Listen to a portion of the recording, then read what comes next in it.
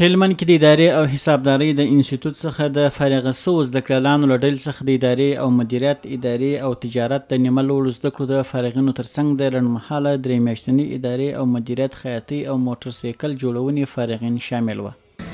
نو تر دې دمه د هلمند د ادارې او حسابدارۍ انسټیټوت شاوخوا 1400 کسان د ادارې او مدیریت، د سوداګرۍ ادارې او بانکوالۍ او محاسبې له څانګو څخه فارغ کړي دي.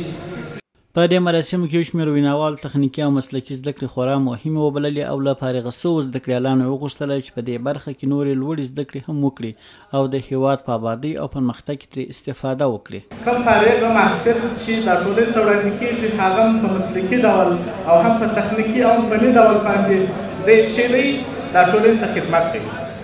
بلخوا فارغ شوي زده کړیالان وایي ترلاسه شوو زده کړو باندې بسنه نه کوي، بلکې هیواد کې د ادارې او مدیریت د ودې او پرمختګ په برخه کې به نورې زده کړې هم وکړي.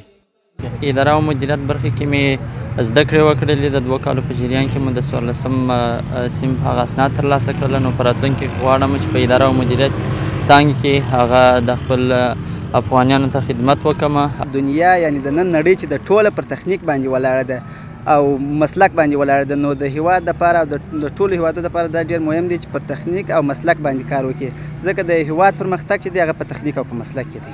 د یادونې وړ ده چې د ادارې او حسابدارۍ انسټیټوت په 1490 کال په دغه ولایت کې پرانیستل شوی دی چې د مهال سلګونه کسان په ادارې او مدیریت او همدا ډول په مسلکي او حرفوي برخو کې روزلي دي.